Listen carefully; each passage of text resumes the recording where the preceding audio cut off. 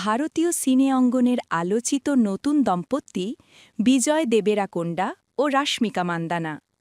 গত বৃহস্পতিবার ২৬শে ফেব্রুয়ারি রাজকীয় আয়োজনে সম্পন্ন হয়েছে তাদের বিয়ের আনুষ্ঠানিকতা।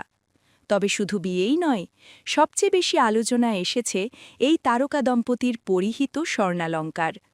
ভারতীয় গণমাধ্যমের খবরে জানা গেছে, হায়দ্রাবাদের একটি বিখ্যাত জুয়েলার্স থেকে বিশেষভাবে তৈরি করা হয় তাদের বিয়ের গহনা।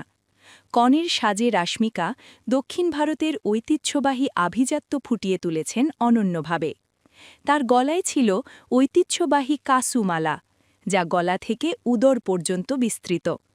হাঁড়ির প্রধান লকেটে ছিল দেবী লক্ষ্মীর প্রতিকৃতি, আর বাকি অংশ জুড়ে সূক্ষ্ম কারুকাজ।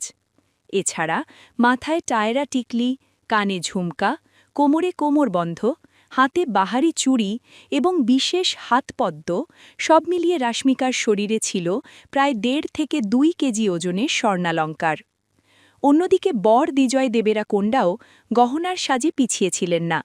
সাদা সিল্কের ধুতি ও লাল উত্তরীয়র সঙ্গে তিনি পরেছিলেন আধা কেজির বেশি ওজনের স্বর্ণালঙ্কার। বিশেষ করে তার কবজির গহনা ছিল অনেকটা বাহুবলী সিনেমার আদলে তৈরি, যা সবার নজর কাড়ে। ২ তারকার আংটি থেকে শুরু করে প্রতিটি অলঙ্কারেই ছিল মন্দির ও বিগ্রহের সূক্ষ্ম বক্সা। বর্তমানে স্বর্ণের উচ্চ মূল্যের বাজারে এত বিপুল পরিমাণ গহনার ব্যবহার নেটিজেনদের মাঝে ব্যাপক আলোচনা তৈরি করেছে। সব মিলিয়ে বলা যায়, এটি শুধু একটি বিয়ে নয়, বরং দক্ষিণ ভারতীয় ঐতিহ্য, আভিজাত্য ও জাঁকজমকের এক অনন্য প্রদর্শন।